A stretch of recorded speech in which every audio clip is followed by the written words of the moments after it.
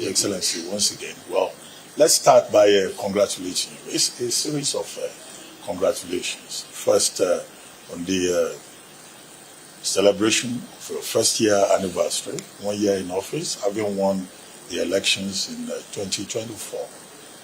Then congratulations also to you and the people of Ondo State. This is the 50th anniversary of the creation of Ondo State, 1976 to 2026. And then congratulations, one of your, Ondo State indigenes has just been made Minister of State Finance, and that's Minister Taiwo Oyedele. So the people of Ondo State have every reason to celebrate. But let's start with 1 year in office. Now you have this agenda, our ease, the legacy of Oiyedatiwa Odirono. Can you tell us how it has been in terms of the highlights? How has it Dirono for the people of Ondo State? What has your experience been like? Thank you, Mr. Reuben Abati of Arise Television, and my brother Kayode Okikiolu from Channels Television. I also welcome another Kayode Akintemi from News Central, and our Otitoju, Babajide Otitoju of TVC, and welcome to Ondo State. Let me thank you for taking our time to have this chat. Mr. Governor Speaks. It's been a month of celebration for us, those are the February month, which have just ended. Like you rightly highlighted, this year, February the 3rd, was when Ondo State celebrated 50 years of art creation. And it was a real festival for us. And with so much joy, looking at the journey so far, and then renewing our commitment to the vision of the founders of Ondo State. And that, was made clear to everybody, even in that celebration. We try to look at the journey so far, what Ondo State have been able to achieve in the last 50 years, the different administrators, both military and civilian, the last 50 years, and their major impacts, what they've been able to do, what they have taken the state through. And for me, that is now at the saddle, taking, stock from what they have done and moving forward from there to see what we can also do by renewing our commitment. Not just myself alone, but for every Ondo State indigene. So, that being said, also the month of my 1 year as an elected, the 7th democratically elected governor of Ondo State, 24th of February, and for just 1 year. And we also had that, with an investment summit to see what we have been able to do in the first year, and then what we are looking forward to deliver to the people at the mandate that was given to us. So we also take a stock at that point for 1 year anniversary. And just as we move into the month of March, the first week also, Mr. President also increased the number of ministers, and another one from Ondo State. Fortunately, it's also from the same local government, the Minister of Interior, as Akure Northwest, Professor Taiwo Oyedele. We cannot be, it's a season of celebration and joy for all of us. Now, like rightly asked, what it has it been like, in the last 1 year? It's been a mix, of pressure to deliver, and also the support of the people that, and their patients also are working together for us. It's been a year of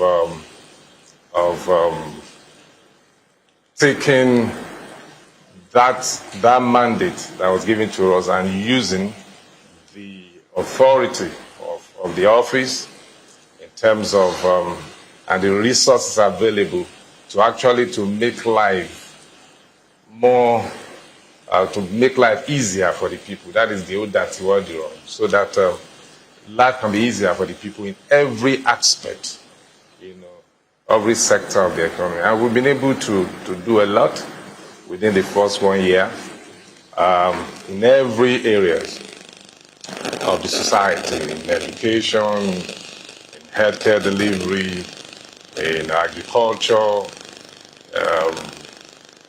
investment, the economy itself,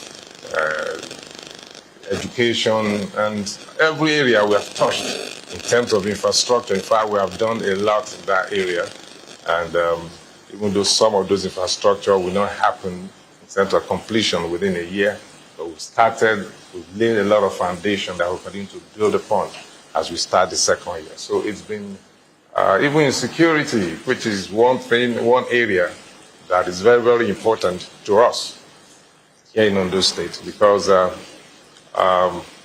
we know that it's only a secure state, a state that is safe and peaceful, that can be an investment destination.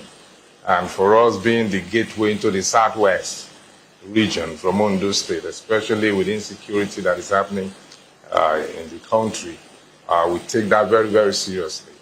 Our security architecture we review from time to time to ensure that we're able to put measures in place to make sure that our people are safe and our state is peaceful. So all of these areas we have touched, just in general, just at a glance.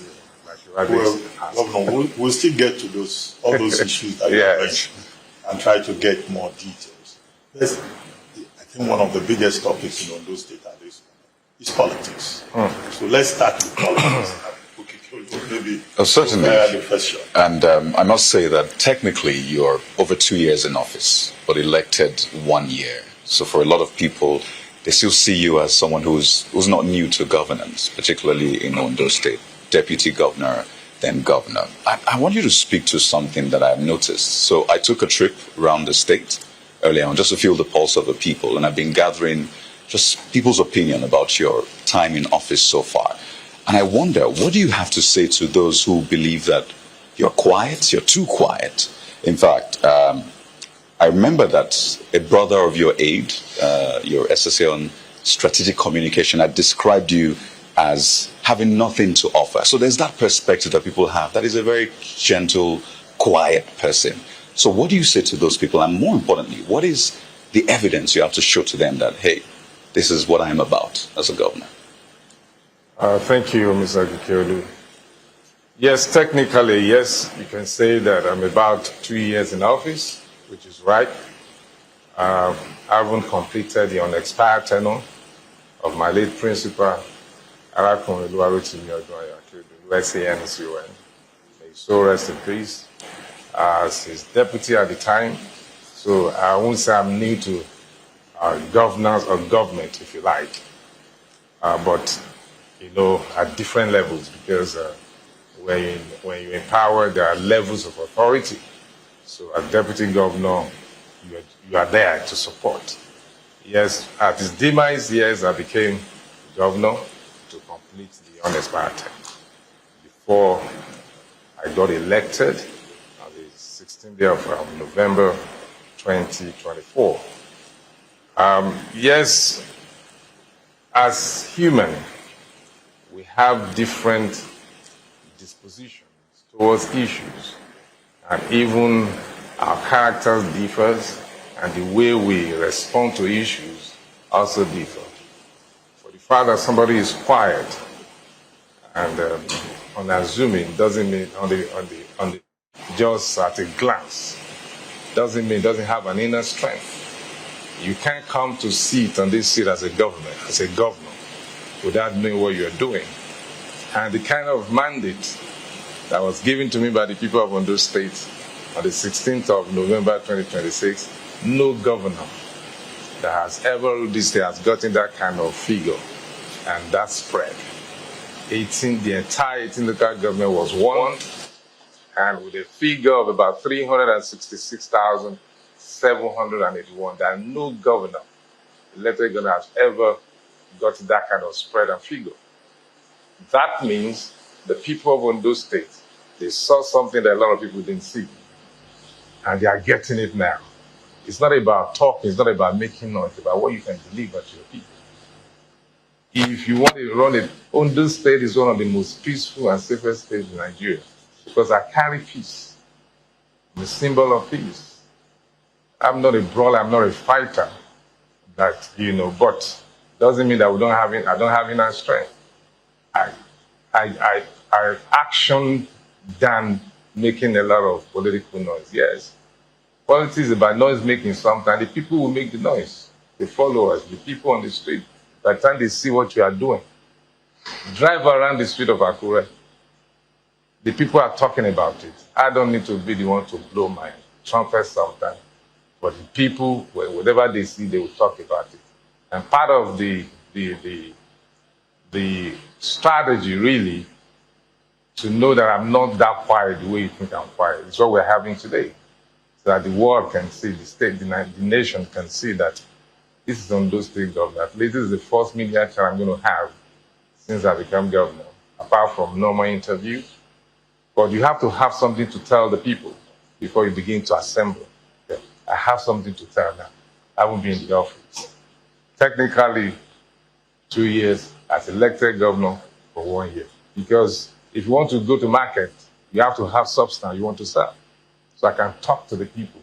I haven't prepared myself with a lot of things that we have done, like I said, in various sectors of the economy. So this is the time to talk. And I'm here to talk. Your Excellency, Mr. Governor, congratulations once again. Thank you. I was right here in Ondo State not too long ago for the investment summit. And I can also congratulate you, as I think it was a success by virtue of what I saw, the quality and caliber of people that showed up for that investment summit. So let me ask you then, because 2 years in office, 1 year, like you said, as taking the rest of the tenure of the late Governor Akure North, and now your first year in office, the question will be, politically, how do you want to be defined in the next 4 years? What do you want when people become governors? They know what they want to do, and they know what they want to be defined as, and they're intentional about it. What is your intentional substance that you want to be used, you want people to define you as? You see, government or governors, if you like, covers the entire spectrum of the society. Security, agriculture, the economy, yes, power, and every other aspect of the economy, which you know. Sometimes, because you have to deliver to people, and all of these aspects are very, very important for human existence. So you have to touch every one of them. So sometimes I find it difficult to say I am this in terms of what I want to give to the people, because every aspect is very, very important. Having said that, the whole, at the end of the day, the people will be able to judge that when Governor Lucky Orimisan was here as governor, these are our experiences. Let them, by their experience, let them tell the story. Let them tell the story, because I believe every aspect is in the medical sector. You have to provide good medical service to the people. Security, we are known for that already in Ondo State, and I'm keeping the fire on. I've just recruited 500 additional Amotekun personnel to further strengthen our security architecture. So that is there.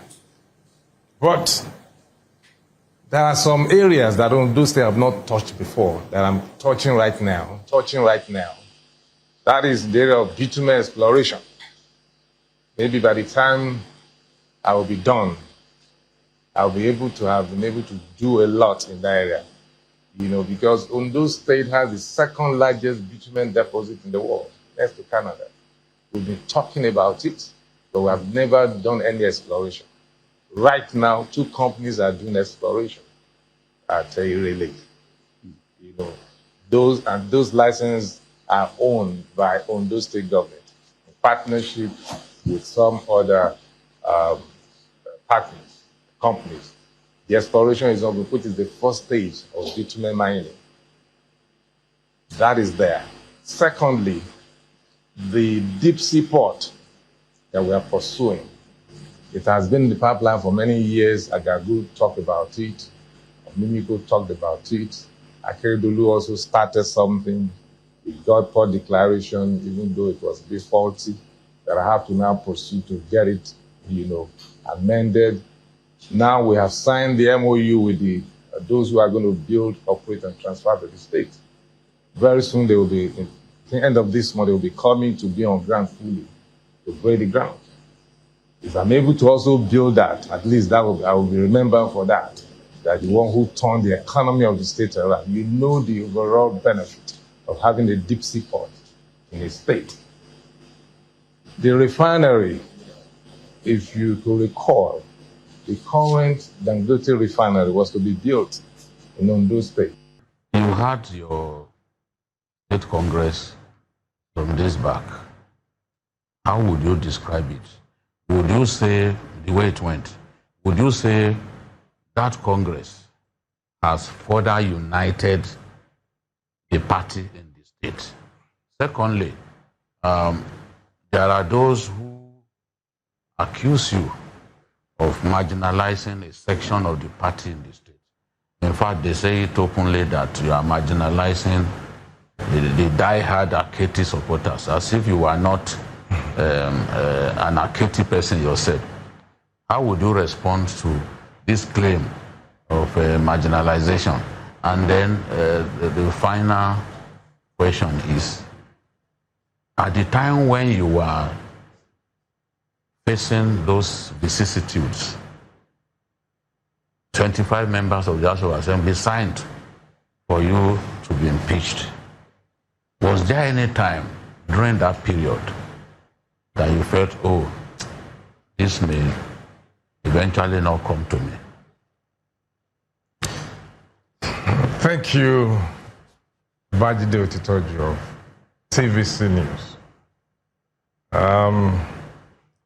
Politics is all about interest, the way I look at it.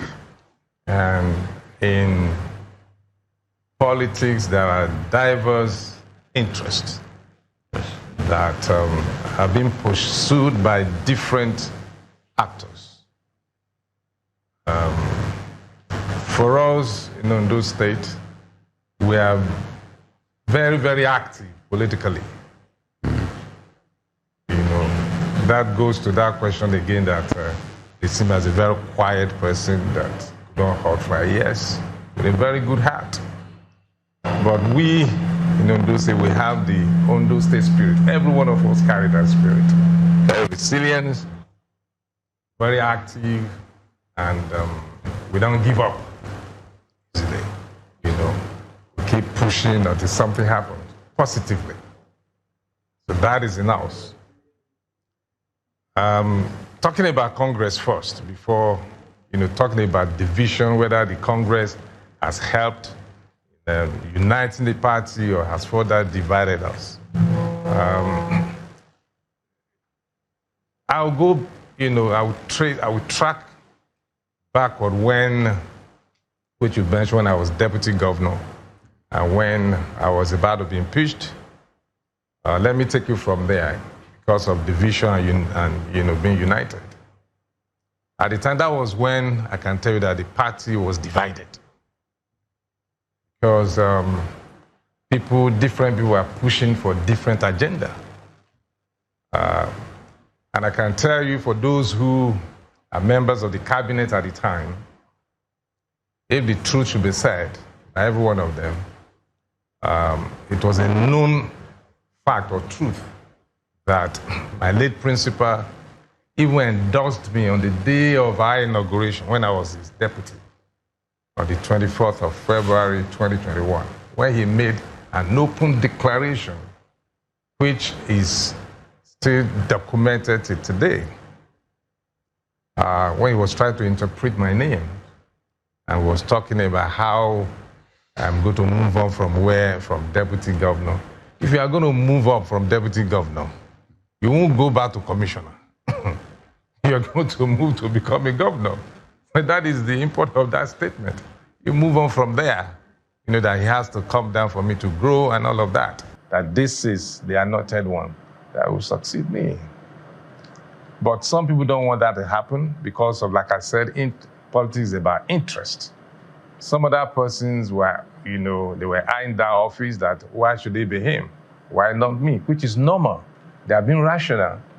And when the opportunity came, when they heard the governor was ill, so there are all kinds of voices. And one voice say the governor wants to impeach him. Some saying, why? What has he done? There was a division. So that was when the party was divided. Not even 25, the entire 26 assembly members signed for my impeachment. All of them. And, but I survived it. So to cut the story short, I survived it, and eventually, with the intervention of Mr. President, current President Asiwaju Bola Ahmed Tinubu, GCFR, I want to use the opportunity to also thank him for being a good leader to our country, with all that he's doing, all that he has done, he will still do. So he intervened at that time. We're able to, have that house put together in a way, but it didn't end there. Eventually, when my principal passed and I became governor, the first assignment for me is to bring the party together. And that was my focus, because we were going to election. 4 months thereafter, we had our primary. So I have to engage. And don't forget also, I was part of the Akiti team. In fact, I'm the Akiti legacy, #1, if you want to talk about Akiti legacy. So the task was to put the party together, which I did. And we're able to come together one way or the other, give the state barrier, and keep engaging with the people, with the political stakeholders.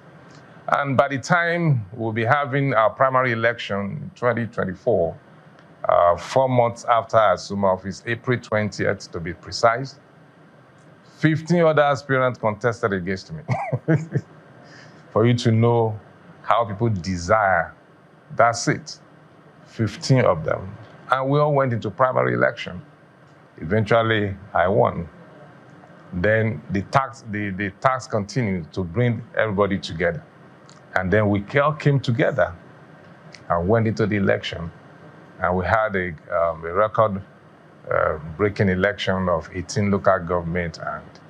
And so I will say I succeeded at the time in trying to unite the party. But because interest is always there, even when you come, the most important thing is that APC must win, irrespective. And we all came together, did the election, I won. In terms of appointments, I ensure that all the leaders, critical stakeholders, they have stake in the government, inclusivity, a sense of belonging. So when I was to appoint my aides, I actually asked the leaders to bring names from their various local government. And I also continue with the tradition of having leaders meeting, but with a new way of doing it. I started quarterly stakeholders meeting to be able to bring everybody together every quarter. When I came to power, it was 10 per local government. I increased to 20 per local government, to 30. Currently, we are running 60 leaders per local government having quarterly meeting, try to bring the party together. So that has been running. But now for the Congress, just to now zero in on your question, whether it has further, divided or united the party. The party is not divided. APC is one. APC is one. We are not divided, but interest differs. When it comes to the presidential assignment, that is in terms of election that is forthcoming, the entire Ondo State is APC. We don't even have a position because the last PDP governorship aspirant that contested against me has defected into our party. He's with us. So we don't have any other than APC. So for president, it is one APC. Even for governorship, even right now, if the time I'm going to run or anything, because it's one office, it's just everybody will support. It's only now that people want to go into Senate, House of Reps, House of Assembly, you have different people, for one office, maybe for Senate, Northern Senatorial, you have 5 aspirants, and having 5 different followers of that. So you will see that push and pull happening. And we have gone into the Congress. We had the Congress, so the party will eventually release the result, because that has not been announced, but we had our Congress at the ward level, the local government, and at the state. So all of that has been done, but we are not divided. APC is one in Ondo State. Okay, Governor. Well, except that many observers, commentators, members of your party do not agree with you. And that's why I said politics is hot in Ondo State at the moment. And there's no better demonstration of that than the last Congress in the party. Now, there are persons who are making 2 allegations. That one, that you are uncomfortable with the growing influence of Minister Olubunmi Ojo in this state. And they say that the reason that his influence is growing is that because of the people who worked in the pre-election workshop, that when people work in a workshop, they should also chop, but that you are not allowing the chop to go round. So they say you have now created a gap, allowing Minister Ojo to fill the gap. And that during that Congress, there were persons who were on his side, and there were persons who were on your side. Hence, that argument about court injunction, about people who are on the other side who are saying, no, Section 85 sub 3 says you cannot inquire into the affairs of a political party. That's one leg of the conflict. The second part of it is that some people are saying that although Ondo State is not going to have gubernatorial election until maybe 2028, but that you are interested in running for election again to have another shot at the governorship position. And some people have gone to court, and they are saying that, no, you cannot do a 3rd term in office in the light of Section 182 of the 1999 Constitution, reference being the 4th alteration of 2016. Those are the 2 major controversial issues. I would like Your Excellency to respond to those what I said earlier about marginalization. Are you bringing everybody? Can people really say that you are marginalizing of the party in the state? Somebody even asked me, said, ask him, what is his relationship with Aketi's widow? All kinds of questions they were sending to us because they knew we were coming to you today. No, thank you. Let me first of all say, like I said, APC is one in Ondo State. Indivisible APC. Like I said, we have different interests being pursued, and that is politics. And it's not, synonymous with just Ondo State only. Every other state, we have all these, push and pull among leaders. Though everybody in authority at different levels. I'm governor of Ondo State by the grace of God. Bumitunji Ojo is the Minister of Interior at the national level, another level of authority. And everybody desires to become whatever he wants to be. The level playing ground is there for all. But the party is the platform through which, you can seek political office, either to be elected into one position or the other.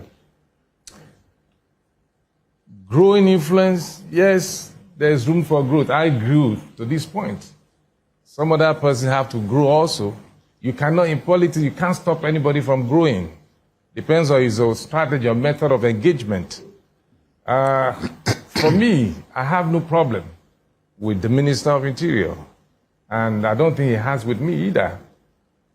Like I said, there are followers who are looking for one thing or the other. And they look at some kind of endorsement from one level of authority or the other. So whoever they think that can, help them to achieve their, desired goal or position, they will tend to, relate with such person. For me, I'm father to all.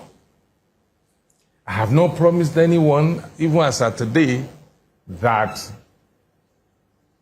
I have a ticket for you for one elective office or the other. Neither have I said that I'm going to deny some other persons from returning.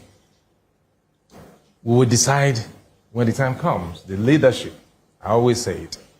Now, you said I held on to the chop and chop that is not flowing. Some people are grumbling. This is a state. We have a way of running the state. Appointments have been given to a lot of people that some of these leaders nominated by themselves. For example, I have about almost 300 aides.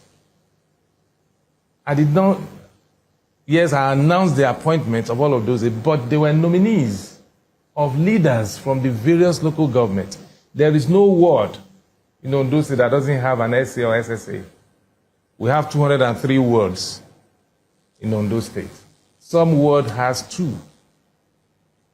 And they were nominated by the leaders from those. Don't forget I said quarterly stakeholders meet of 60 stakeholders, leaders, 60 per local government. That is about 1,080 every quarter. We deliberate, we discuss. And they will also be, supported with some kind of logistics. Before I became governor, then when they come, they give them just 10,000. I would say it as, for logistics, for coming. But today, when they come, it's more times 10 of that. They get logistics, so, and they come every quarter. That is part of, having time to meet, to Roma, to talk about the administration, the party, politics, and having that sense of belonging. Whatever they don't like, they will say it right there.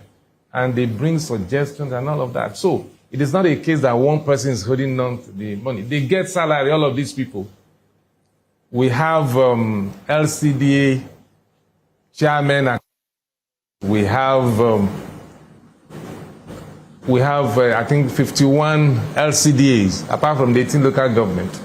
There are chairmen, there are councillors, so the money is flowing to everybody. They are getting legitimate salary. The almost 500 aides also, they get impress, running grant, and they get their salary. So how am I holding the money? And they are nominees of all of these leaders. It is only, people will always complain. The minority will always complain. But the majority are happy with what we are doing, and that is politics. You cannot give appointment to everybody. The one you gave SA last year is pushing to want to have SSA. The SSA want to move up to become special advisor or cabinet member. He has one, he wants another. So he'll be complaining. So that is insatiable want of human nature. So it's not that we will have to look for something to say because it's about interest and having a way, one way or the other to say something to their own benefit, one way or the other. So it's not a case that we are not allowing the flow of, we have civil servants also run to see that they get salary. So the money is flowing everywhere. 2028. Yes, 2028. Some people are saying, yes, maybe that is their fear. And they now went to court that, If 15 as a sitting governor, 50 other aspirants contested against him, what do you think when they now see that, okay, there's fourth alteration, the law that is neither here nor there? Well, the Supreme Court will decide that if I didn't go to court, they took me to court, so I must answer. And the lawyers will also deal with that. That is none of my headache. If you file a case against me, first of all, without being, the court will decide that. But I'm a governor with immunity. The case you are referring to, do you call it, you're also a veteran, do you call it a pre-election matter or post-election? So why should I be taken to court in the first place when the Constitution guarantees immunity for me? It's only on electoral matter that you can take me to court. If I conduct election, maybe I win the election and you are saying it was full of substantial irregularity, you can challenge that. But Supreme Court has ruled that on my election, duly elected, and having been sworn in 1 month after, there's somebody filed a case of something that is futuristic. Where is that happening? And a sitting governor that has immunity, why do we take me to court? So all of that will be decided, because I have not told anybody that I'm running. An election is a process. You first of all show interest, expression of interest. There will have to be a timetable first by the party, and then the umpire, the INEC. All the timetable that have been displayed so far, there is no governorship election for Ondo State. Well, it's end at maybe January 26th for presidential election. So on what basis are you now taking to court, challenging a futuristic, where is the, and then a sitting governor with immunity? But all of this is not an issue to be even discussed right now. Some can discuss it because of their own intention, but for me, I don't see that as an issue right now because the election process have not started, so it's not a pre-election matter. I have immunity. Let the court decide what that is going to be. So I think that is what I want to say in that. And I think you actually said it. You sort of told us that you're running because you said in this first term. In first instance, yeah, yes. The first term. So that speaks to the next term. But for the benefit of our viewers, some of them who are wondering, what does this section 182 say, the fourth alteration? Sub 3 of section 182 of the Constitution says a person who was sworn in as governor to complete the term for which another person was elected as governor shall not be elected to such office for more than a single term. And I wonder, how do you view your odds? So first, there's this alteration, section 182 sub 3. There is a Minister of Interior. Naturally, people see him as a performer. Minister of Interior, he's done some great work with passports and some other things. You also mentioned Mr. Babajide, who was in the PDP, now in the APC, who was your opponent, scored over 100,000 votes. So it looks like all the odds may just be against you from the constitutional bit, from the support from your opponents as well. Don't forget that there are still hungover opponents who are in the House, some of them who were against you then. So yes, we know that you're going to try to run for a second term. But how do you view your odds, really? Don't be too sure. No, you already said it, first term. So that that is exactly what I'm saying. Even if you have a point to run for one time, this is the first time. Yeah. So you're applying to do a second term. That is the first time I'm running for election. Right. As elected governor. Which means there'll be a second term. If the law permits. You will have said only term. Huh? You will have said only term if you don't plan to run again. You see, the thing is this. The law is the law. I'm not the one that will interpret the law.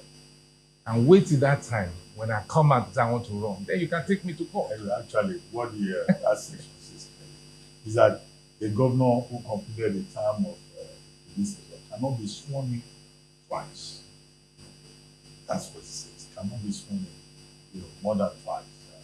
So that means if you've been sworn in as acting governor, then you've been sworn in for a substantive term, then you cannot have a third oath of office. But as you said, Governor, let the time come, they will decide. Now, let me even ask this, since you are going that way. He quoted it rightly that he cannot run for that office for more than one term, which it was clearly stated that then the aspect of taking an oath 3 times.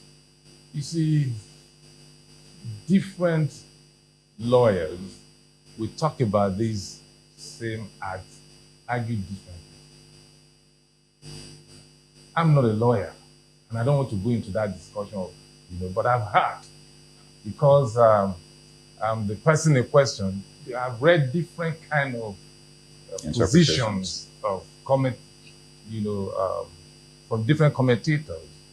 Somebody asks a question that if that unexpired term is 2 months, will you count that as a term? If it is 1 week, you count it as a term. So those are issues. Now, when you're saying taking oath, somebody also said that the oath that was taken, not as an elective, that the act was talking about somebody not to be elected 3 times. That is what they're trying to get. That is the spirit of that. So you have different, but like I said, I don't want to go into all of that. Let the law, the judiciary, they are the one who interprets the law. Let them decide if there's anything like that at that time. But for now, I have not declared that I'm running an election. There is no timetable. There is no expression of interest. There is no nomination form. That will now make it a pre-election matter. And you are going to court. On what basis? Where is the course of action in this? And also, I have immunity. You can't take me to court on set on election matter. And I have not declared for any election. Where is my nomination form? Where is my expression of interest? Why are you taking me to court? That case should be struck out. Seriously. Yeah. You brought it up, so we need to talk about it. And you are a lawyer, so you should be able to know better. I'm not a lawyer. I only read comments of people. Yes. Okay. But one thing I know is I have immunity, and I have not declared for any election. All right. I think with the agreement of the team, we had agreed that there are areas that we want to dwell on, and I think security is the second issue we wanted to address. So on the issue of security, Your Excellency, the last time I was in Ondo, just a few weeks ago, I heard quite a few of the members of your government. They practically were thumping their chests that Ondo State is one of the most secure place to be, because all the people that came to Ondo by air, by road and everything, they didn't need any security for them to be able to drive around the town. And even Kayode went into town, and I don't think you saw any problem as such. So if it is true that the state is very secured, I'd like to know the security vote of the state. How is it being used to secure the state? And while talking about that, I know that a gentleman called the Are Gani Adams, who is the head of OPC, had consistently said that there are challenges in some part of the Southwest. And I think he specifically, I can't remember, please don't quote me on this, but I think he specifically mentioned that there are bandits and cattle rearers who are deemed to be troublemakers that have situated themselves in some part of Ondo State, and that there is serious concern about that. I don't know whether this is a fact. You're the Chief Security Officer of the state. Would like you to help us understand, are there such things happening in Ondo State, especially when you look at what happened in Owo recently? Thank you, Mr. Akintemi, for this question as regards to security. We read a lot of things in the social media. I do see them too. And let me first of all say that there is no country in the whole world where you have 100%, that is 100% secure in terms of absence of crime. So there is nowhere. that is crime-free, the whole world. But the degree of response and what you do when such isolation cases happen is what you use in measuring, sometimes how safe that particular community or state or country is. Yes, even though it's been said or judged by all that Ondo State is one of the safest and peaceful states in Nigeria, it is true. But that doesn't mean we don't have isolated cases once in a while, which we deal with, Like you already mentioned, during the time of my late principal, sometimes in 2022, June the 5th or 6th, if I'm not mistaken, we have the terrorist attack at St. Francis Catholic Church. That doesn't mean Ondo State is not safe. That was just an isolated case that we dealt with at the time. And since then, such has never happened again. To have such, massive attack, that claimed life and injured a lot of people. And I also like to mention to you today that those perpetrators are being tried right now because we caught them. They were arrested and they are facing the law right now. They are being prosecuted by the DSS. We supply report our Motekun and other security agencies that were part of that investigation. And so, yes, we do have such isolated cases once in a while. The cattle rearer and the farmers clash, yes. There's no part of the country that doesn't. We all eat meat. We eat, cow meat, cattle. They move them from one location to the other. And the debate to feed them, moving them, even though we have actually grazing law, open grazing law rather. They still move their cows. They go. Sometimes they run to some farmer's farm, eat all the cassava and all that. Then we have a law that says you have to compensate the farmer. And that is being implemented. We arrest, Amotekun arrest cow, we take them in, and the owners will show up and they will pay compensation to the farmers. That is running. So we're doing that so that the farmers will not, take laws into their hands also by killing the cows. And when you kill a Fulani cow, they will come back to, retaliate because they value their cows as if they are human. So to avoid such, and they also have been cooperating that once they violate the law and allow their cattle to eat, to go into somebody's farm, they pay compensation to the farm owner. So we are managing all of that. Yes, like I said, there are isolated cases. Just of recent, had to show. Some gun runner went in there, unknown gunmen, during a night vigil, took hostage of about 5 people, which have now been released. The security agencies have to move in and all that. So we have such isolated cases once in a while.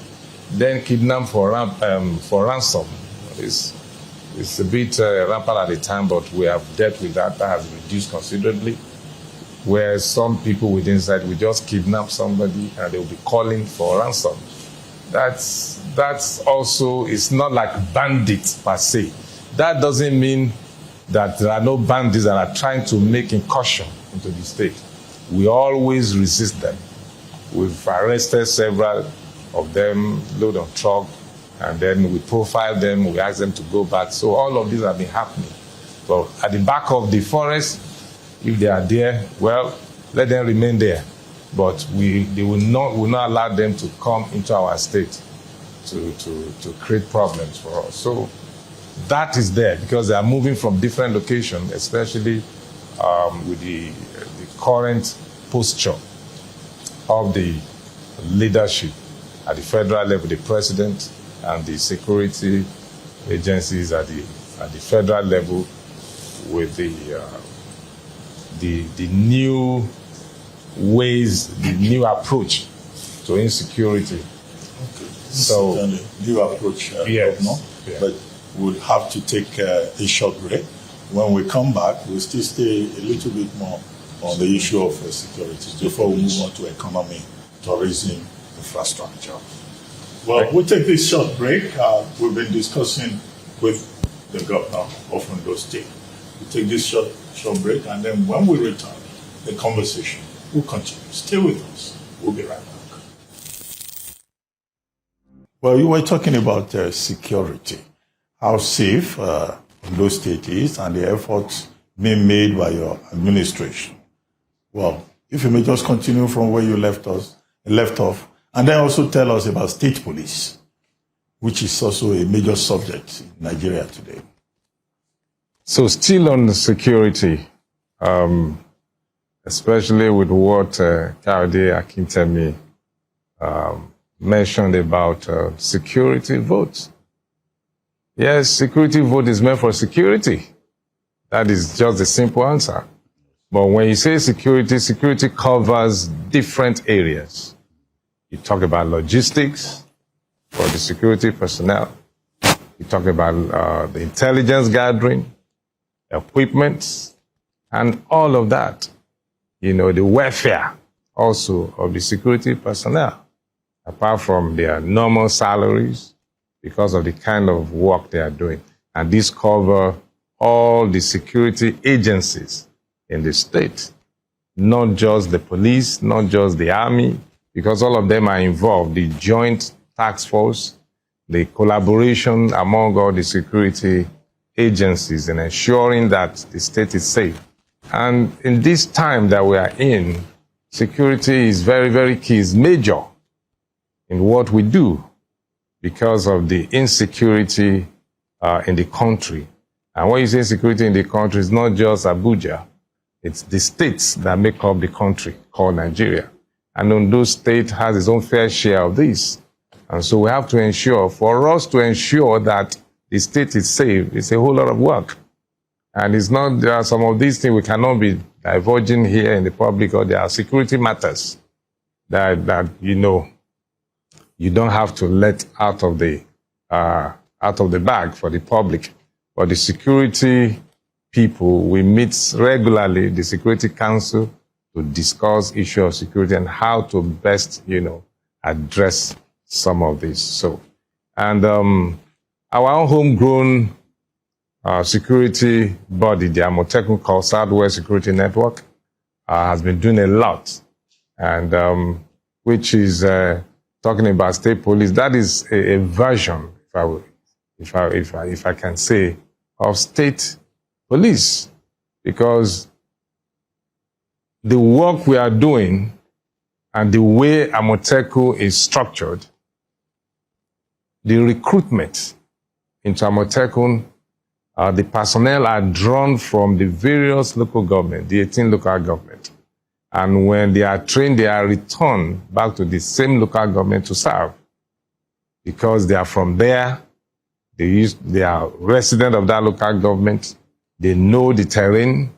Everybody seems to know everybody, so to speak. So they know the flashpoint, who and who are issues, and all that. So they can easily track, you know, incidents that might want to happen in their local government and report to the center. So that has made Amotekun to be so effective, and that is why the response of Amotekun to any crime, it has always been very wonderful, and they have been being backed up by other security agencies, because Amotekun, the way it is, they have their limitation in terms of the equipment they can carry. The law do not permit them to carry certain kind of weapon that they can use to actually defend themselves. That is why they work together with some other security agencies like the Army, the Civil Defense, and the police that are empowered by law to carry certain sophisticated task force. Yeah. So, and once they get intelligence on operation, and they connect and then they move, and that is why we've been able to, you know, stem the issue of insecurity in Ondo State. Synergy between them, the Amotekun, and the security part of OPC, or is just only the OPC? OPC is a different body, do a People's Congress, a social, non-political group. They have their own, like every other organization. It's not as if there is an MOU, an agreement, written agreement between Amotekun and OPC, but there's always collaboration. That is the area we don't want to talk in the public, because intelligence gathering, you have your people, informants, they can belong to one organization or the other that get in information about happenings in areas. And then when they want to go on operation, we have the local farmers, local hunters rather, who knows the forest that are working, with our people. So they can engage anyone in the society that could be of help, in terms of intelligence, in terms of operations. So how they do that is known for the, operation people. But OPC is there. There is a group that has their own strength in whatever they are doing. The engagement every man on this, ordinary man on the street can be a security threat. It can also be a security support, because he might be the one that saw something that moves around some people, then you just engage the person and you divulge certain information that will be of help. Newspaper vendor can be of help in terms of security. They go around so just the woman roasting corn by the roadside can be of a very great importance when it comes to security matters. So security is vast, very, very. So the people in charge, they know where to go to when they need something. They can go to any length, any kind of security threat or operations they want to get involved in. So, okay, let's go to education. Because you talked a little bit about your big plans for the economy. We want to know in which areas you've really made an impact in education here in Ondo State. And then we also want you to talk about what is happening with Rufus Giwa the promise that you've not honored your word right now. In education, we have done some works within the 1 year or so. We have, for example, we have renovated a lot of our schools and built more classrooms so that out-of-school children figure can reduce. That at the primary school level, the collaboration between the state government and the federal government, where the state government provide counterpart funding, and the federal government also we access certain fund for primary basic education that is being used to build schools, to renovate schools, and then to support primary school education. We have done that. In fact, Ondo State is one of the best states in that category, if you check the data state by state. Not only that, we recruited teachers into our primary and secondary school. Record has it that in the last 15 years, before I came on board, the state has not recruited secondary school teachers. And I came on board, I recruited about 2,150 teachers to cover the gaps. About 1,050 for primary school, 1,100 for the secondary school. Aside, we have also our technical schools have been renovated, and like never before, enrollment has increased in technical education that before now has been very, very poor, because we're trying to emphasize skill development, being trained in the area of skill acquisition. So our technical colleges having a new leaf right now in terms of renovation, equipment, and teaching styles, and enrollment has increased. Now, going to tertiary institution, we have increased the subvention to our tertiary institutions so that they can pay their salaries and meet other overhead costs. We did where we came on board. Twice now. When I came in before my election, I did. And then when minimum wage... How much was the subvention before you intervened? The exact figure I don't have offhand, but I know something has been done in that area. Our tertiary institutions, they are managing what they have. And we have gone ahead also to remove all leakages and wastages by doing biometrics, accreditation for staff and all of that, because we need to be prudent in managing our finances. And let me also say that we have been adjudged at the best state in terms of fiscal prudency among all the states in Nigeria, financial discipline, to ensure that processes are put in place for spending, and the resources are limited. We have to make wise use of them to avoid wastages and leakages. So all that has happened to the 4 tertiary institutions we have: Olusegun Agagu, University of Science and Technology, University of Medical Sciences, Adekunle Ajasin University, and the Rufus Giwa Polytechnic. Now, talking about Rufus Giwa Polytechnic that you mentioned, in terms of issue promises made and all of that, let me say that is a major problem, one of the major problems inherited by this administration. We believe that government is a continuum. Yes, you don't push blames. Once you are decided, you have to fix the problem. And that is why we are elected. Leadership is about providing solutions to problems. So there's a major problem in Rufus Giwa Polytechnic, overstaffed and all of that. But we inherited that, and as at the time I came on board, then as acting governor, they were owing about 11 months' salary. And they have not had convocation in the last 12 years. Wow. Accreditation for courses were not done. So it was a major problem. You can verify all of this. As acting governor, then I paid the first 3 months, remaining 8 months. And as governor, I have paid another 5, remaining 3. And don't forget, spending has to be tied to budget.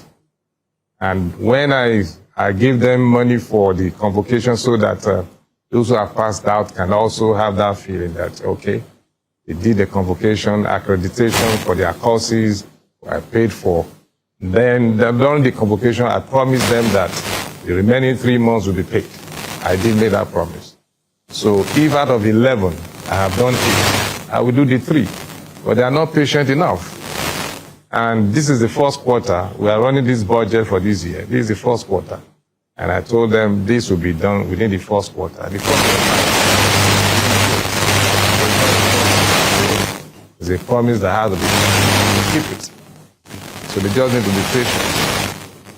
That's about Giwa Polytechnic. Well, Governor, still on the issue of education, there is a photo book, a coffee table book that I was reading. It's titled Lucky Strikes. And the publication is to mark your 1 year since the last gubernatorial election. And I saw that in the various senatorial districts, such a long list of schools that you had to renovate. Some of them in very poor condition, before and after.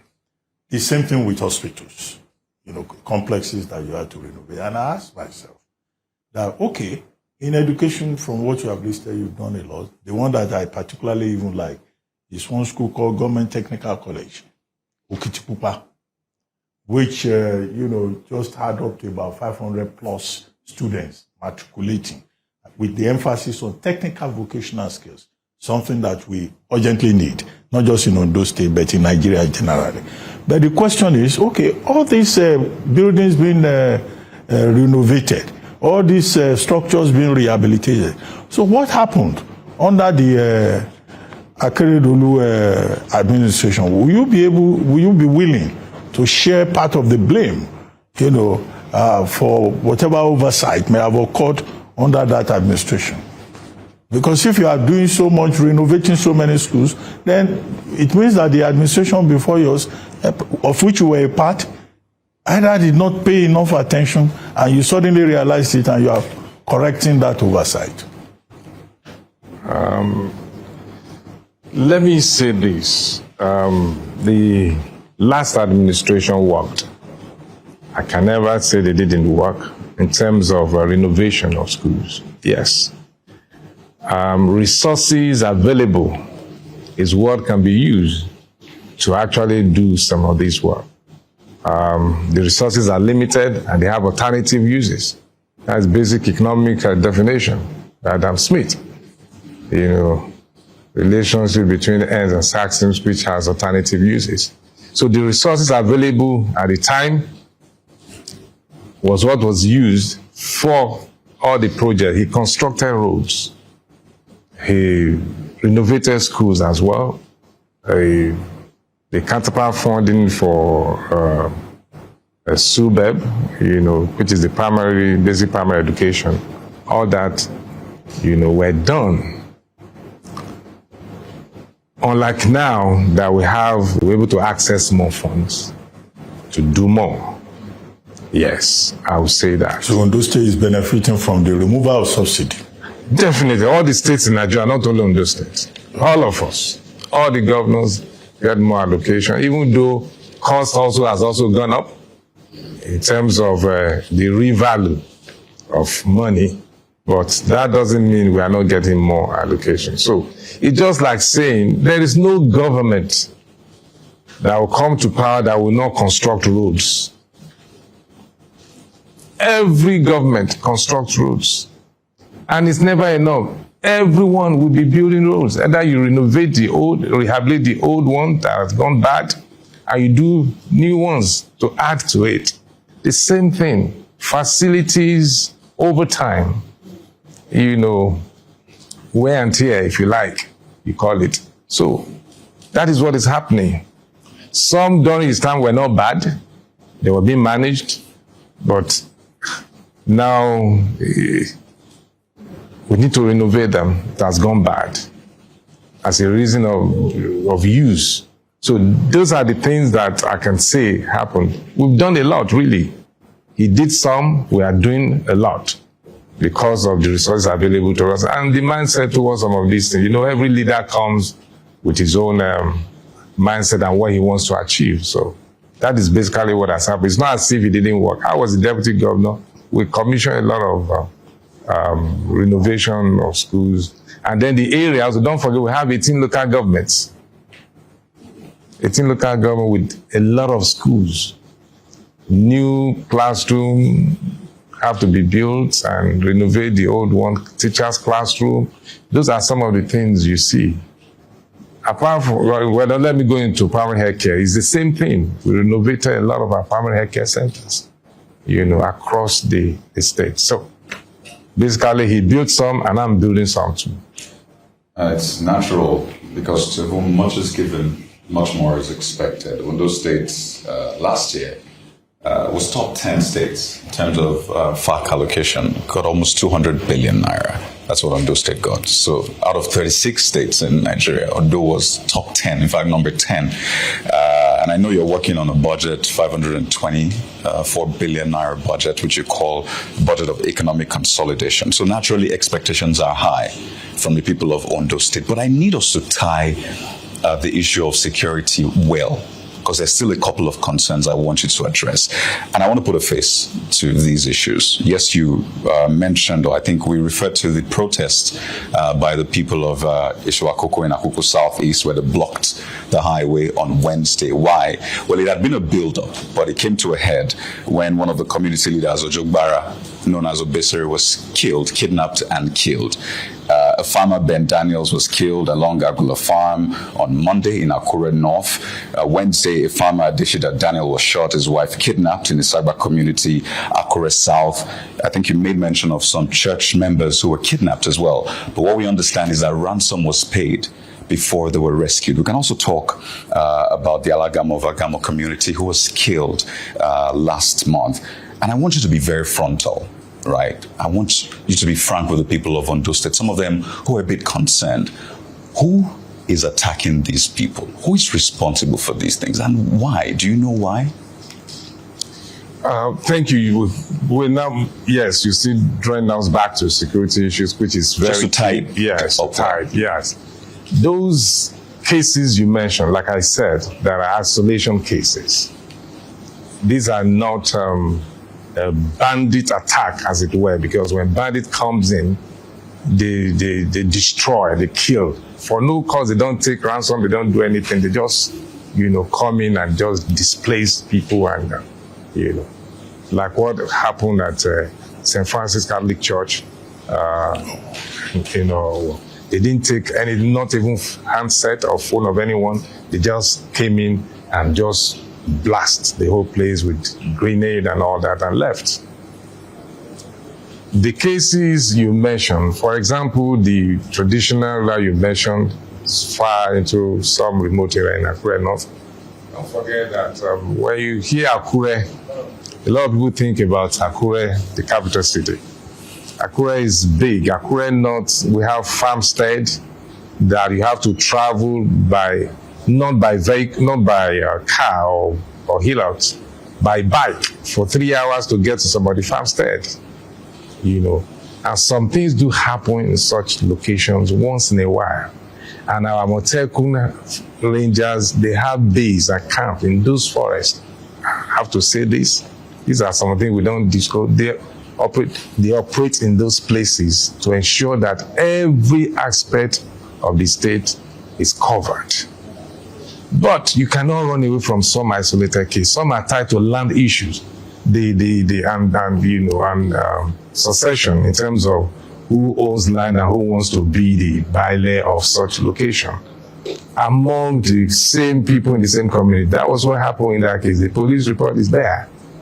The other ones you mentioned, a friend called other friend to follow him to somewhere. He left his food and he followed him and then was killed. That is not bandit. Those are crimes within the community. So you cannot run away from such as well. Those are some of them, but by the time they will put out the news, for some reason known to those who write out this news, they make it look as if there is a big problem in Ondo State. But the security agents have the facts about some of this. It's crime, and the perpetrators are criminals. That is it. That is so it. no terrorists, say no terrorists or bandits operate in Ondo State. Terrorist operation has not happened after the Owo massacre. We've not experienced any terrorist attack. The issue that you said the parents of, I said that we have isolated cases of kidnapping for ransom. That is wrong. It's happening, but we have to engage. The security agencies have to engage to be able to ensure that those who are kidnapped are released, the victims are released, and then they put a trail on those who are perpetrating that act. A lot of kidnappers are being arrested in the States. They don't write about that on the news. You can ask from the police and from the Amoteco.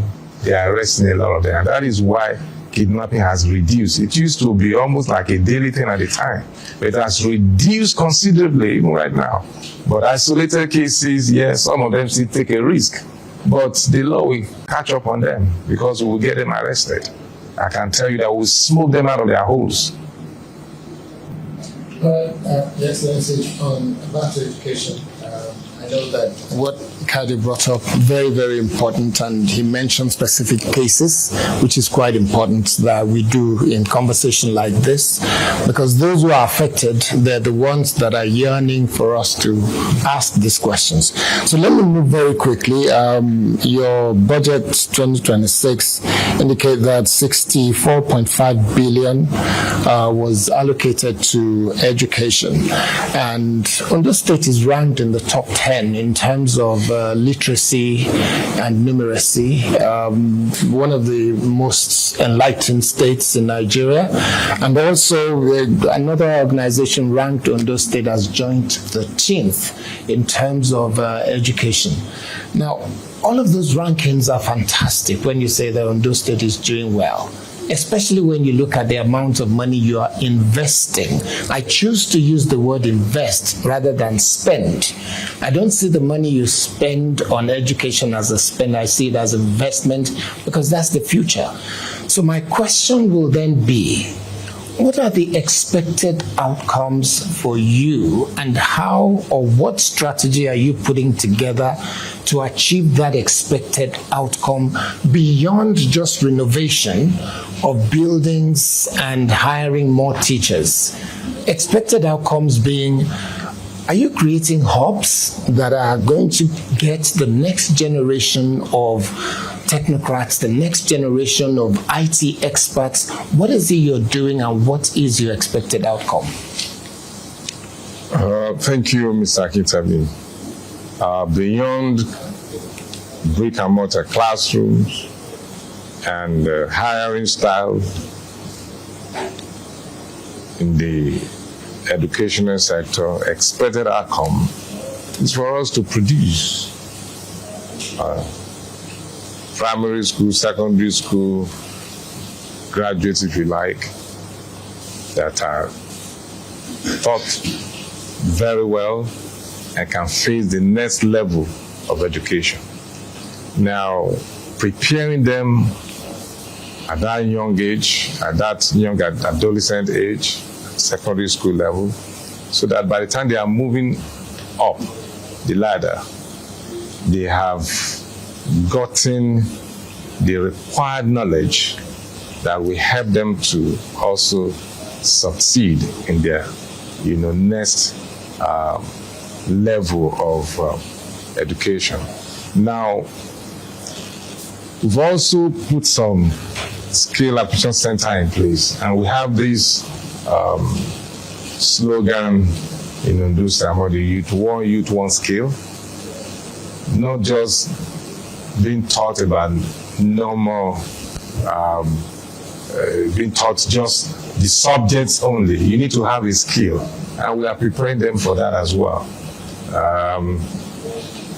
so that any of our youth, they must have one skill or the other. Yes, not all of them will be able to get to that point, but at least that window is there for them to be able to access. And we're encouraging them also to do that. That is why I have senior special assistant on youth empowerment and job creation, and a lot of other, the commissioner for youth, a very young person also that can relate well with the youth. So the outcome is to produce a vibrant, educated youth.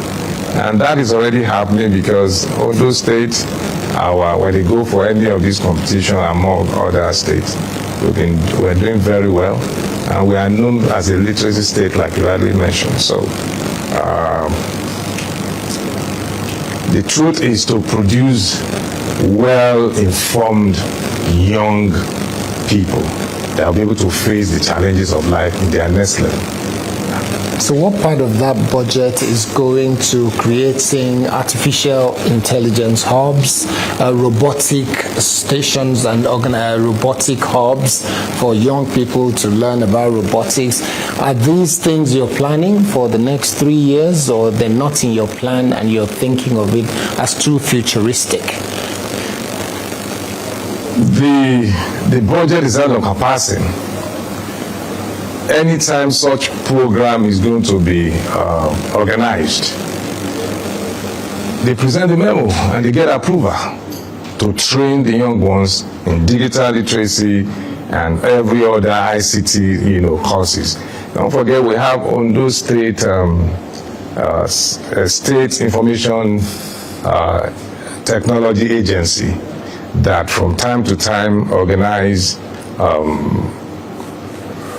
programs and bring the youth from the 18 local government drawn from some of these schools, secondary school, these are not primary, but secondary school level, to engage, and the awareness is there. And there are other development partners as well that organize this kind of training for our youth. So we have development partners doing theirs, and then the state also organizing some of this. And we also have an agency, Ondo State Entrepreneurship Agency, doing a lot of work in training our youths, even young graduates, on entrepreneurship in different sectors of the economy. I will give them startup capital to be able to start their own business.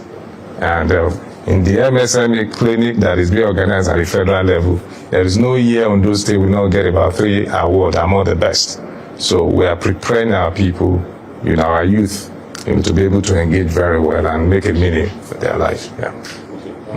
Let's talk about tourism.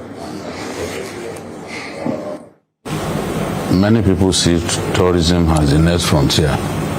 When you look at what UAE has done with tourism, we have a lot of tourism assets in our country that we are not really bothered about taking advantage of.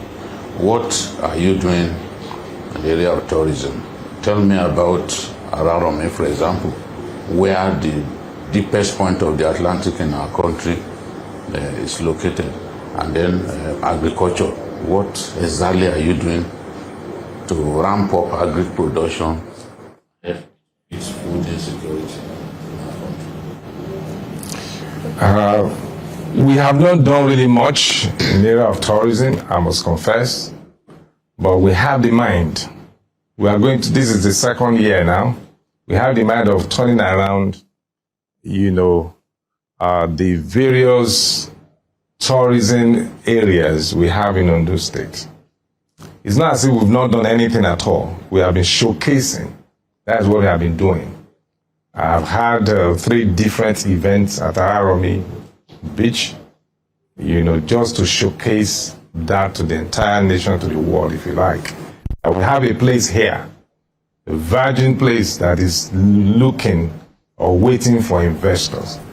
And we were able to also do that during the investment summit. Right now we have 2 or 3 partners that have signed with us that they want to develop Ararome Beach. So it's not as if we have done anything, but we have been able to showcase that area to the world. The same thing with Idori Hill. I think during the regime of His Excellency Dr. Olusegun Mimiko, Idori Hill Marriage Festival was a big event. But after that, nothing has been done. And that is an iconic tourist center, Idori Hill. Yes. We are also trying to do something about that. The first thing I'm doing currently is to dualize a road from Okiaru to Idori, first phase, so that it will be easier for people to move from Akure once they land into our airport to move to Idori, the tourist area. And then also the inherited project, that is Joka Road, that also lead to Idori. We are fast tracking, I think the asphalt lane is all going right now. The popular Joka Road that we were talking about as an abandoned project.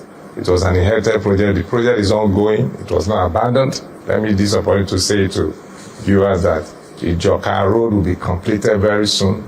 The asphalt lane is ongoing, and it leads from Akure also to Idori. So creating different access to Idori because of Idori Hill. I've also awarded internal road that will lead to that hill, a 5-kilometer, part of the 5-kilometer per local government that we have awarded, so that the road to Idori from Akure will be smooth and will be easier for people to move in that area. All of that we have been put in place so that people can access the place with ease and have fun. even as it is right now, record from the Commissioner for Culture and Tourism saying that the number of people visiting Downley Hill in a day is over 1,000, even as it is right now. For you to know that time the place is put in the way I want to put it, you know, to be more attractive and more convenient for people to have fun, the traffic will be huge. People will come from different locations to want to visit Downley Hill. So that is what we are doing right now. But in terms of major projects in that place, nothing much apart from showcasing and building infrastructure that we help. So that by the time we'll be having this kind of time, maybe, I don't know, let me say by the time I'll be doing my second year, concluding the second year in office, to tell also the world what we have been able to do, it will be a different story concerning tourism in Ondo State. That is what I would say for now. Yes, agric. Agric, yes. You know, Ondo State is 1% of the total cocoa production in Nigeria is from Ondo State.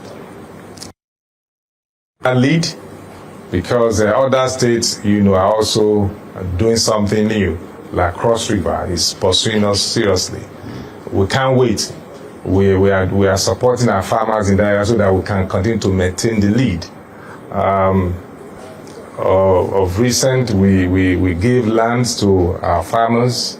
Even though the land belonged to government, they encroached into it. We went to court.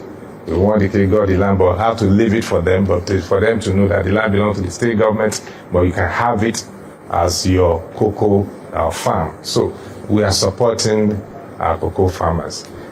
Apart from cocoa,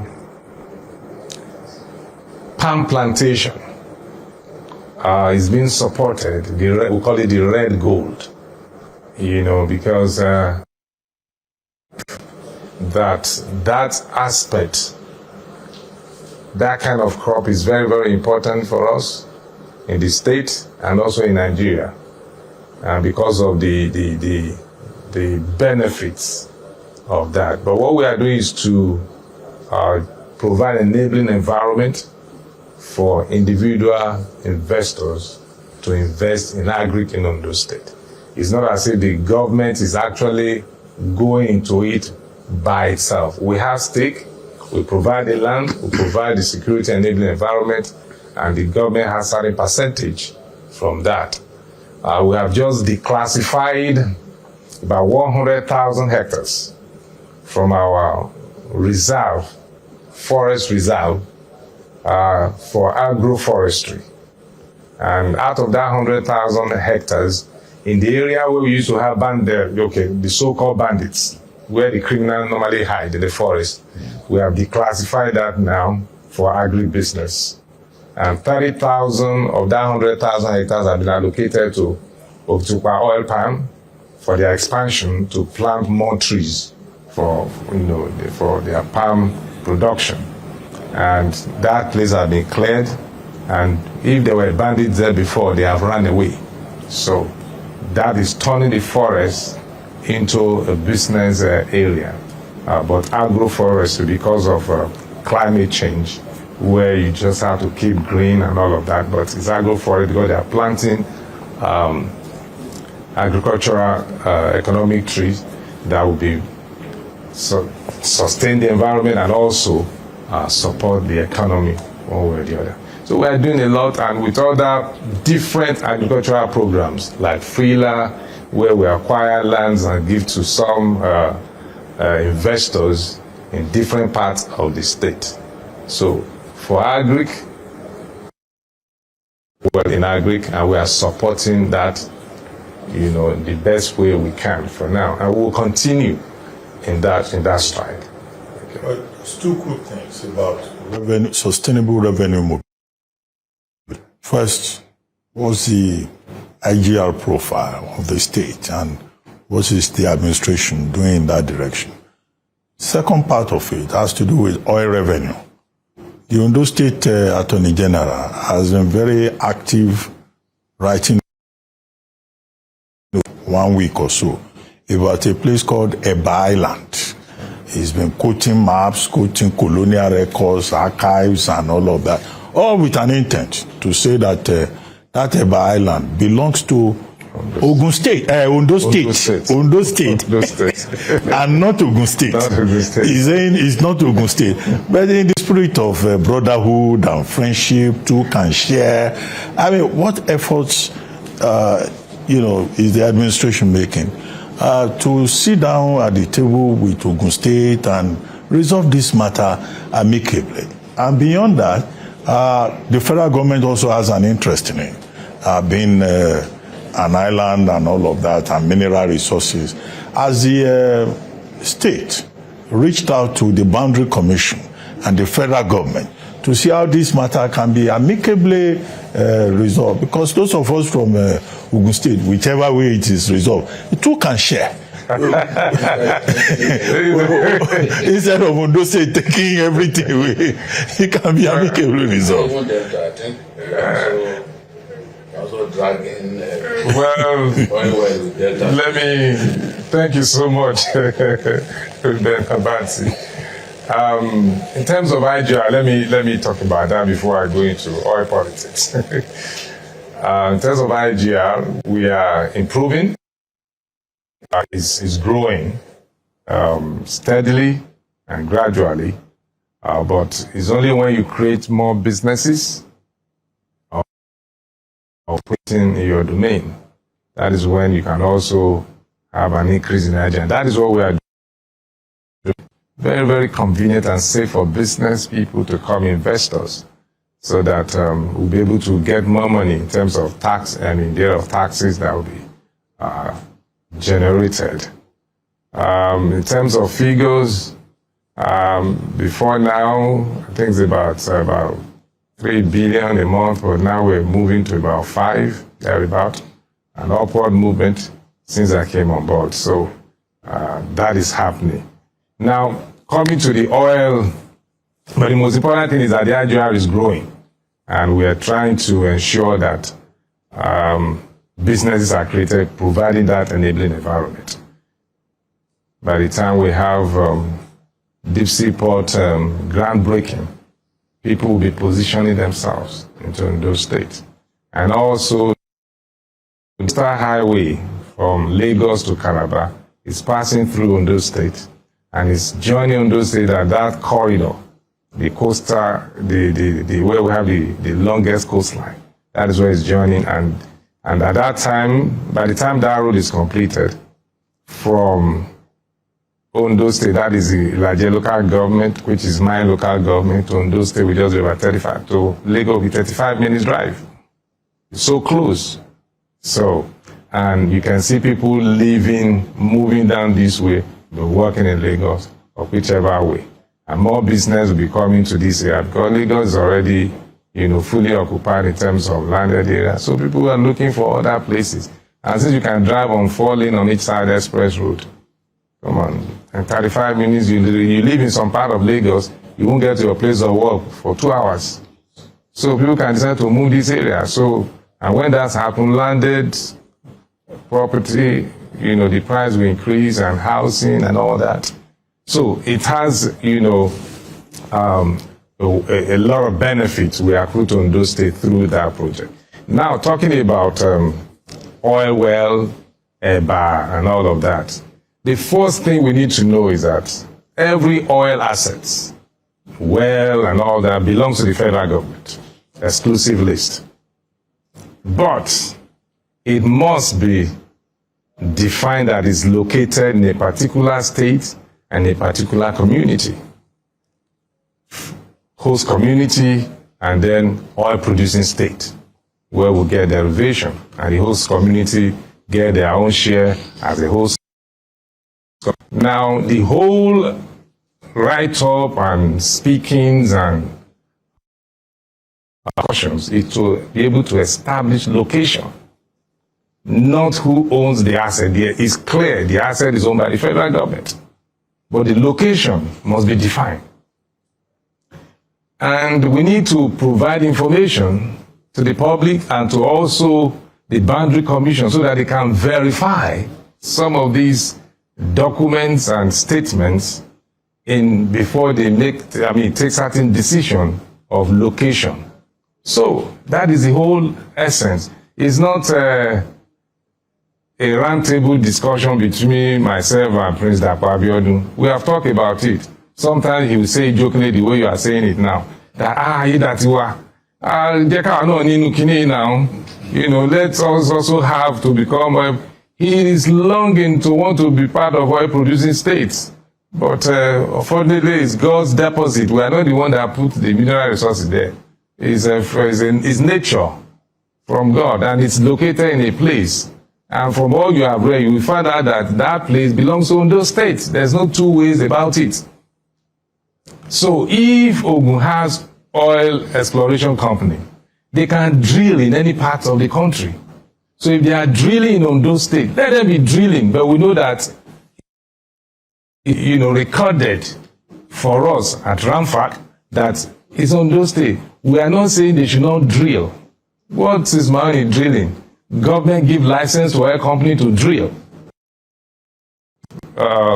Sahara Energy drilling in Omuru and Ojumole well in Ondo State. We have Chevron having some platform in Ondo. Lakaba is in Ondo State. Sahara Energy is there. Bitter oil is what an Amogodua investment is drilling. Corn oil is drilling at Obinla Bella well in Ondo State. It doesn't matter where you are drilling from, but let us know the location, the state, and the host community. And that's what we're trying to tell the whole world, that this place belongs to Ondo State, not Ogun State. Ogun State has oil company, oil license, drilling license, one of their companies. They can drill from Eba. It doesn't matter. We won't chase them away, because if government give them that location, that the well we are giving to you is in Eba Island, that is where you should drill. They should go there to drill.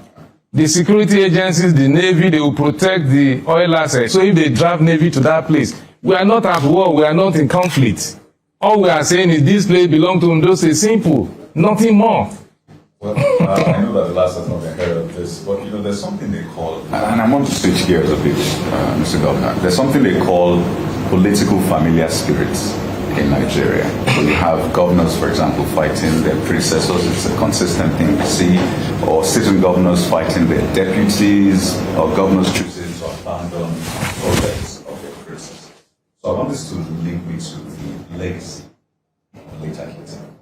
Around the LCDAs, for example, what is going to happen to them? I can even go as far back as some of the industrial strikes, Oluwa Glass, and all of that. What are you doing to ensure that familiar spirit maybe stops with you? And then the governor versus deputy arrangement. It's been said that your deputy has been staying in a hotel for 2 months, just got a vehicle of late. What's your relationship with him? So hoping that what we've seen happen over time won't happen this time. Okay, thank you so much. For me, as governor of Ondo State at this time, there is no project that was started by my predecessor that will be abandoned. I will complete every one of them. Let me just quickly say that. And when you talk of legacy, I am the greatest legacy of Akiti, because I was his deputy and he was my friend, very close friend. So there's, in the Akiti team, as the deputy, I'm the next to him. I will have other people. But like I said earlier on at the opening, that interest differs. People will pursue different interests. So, in terms of legacy, Akiti legacy lives on, and I am the #1 legacy of Akiti. Because the first time in Ondo State that even though he did not physically present when I became governor in 2023 December, he openly endorsed me, and he also wanted me to succeed him. So I can say Akiti is the first governor that have a successor of his own, because the statements are there, the records are there. And that's to tell you that when a governor is able to install a successor, definitely he will carry on with the projects or the all that has been planned alongside. And don't forget, I was also his deputy, so I knew a lot of the things that were being done at the time. So, in terms of that is it's on. Some of the projects he envisioned that he was unable to start, I started them. For example, the Judiciary Village that I've named after him on the day we laid the foundation. He envisioned it, he did a budget. I didn't change anything. He designed everything.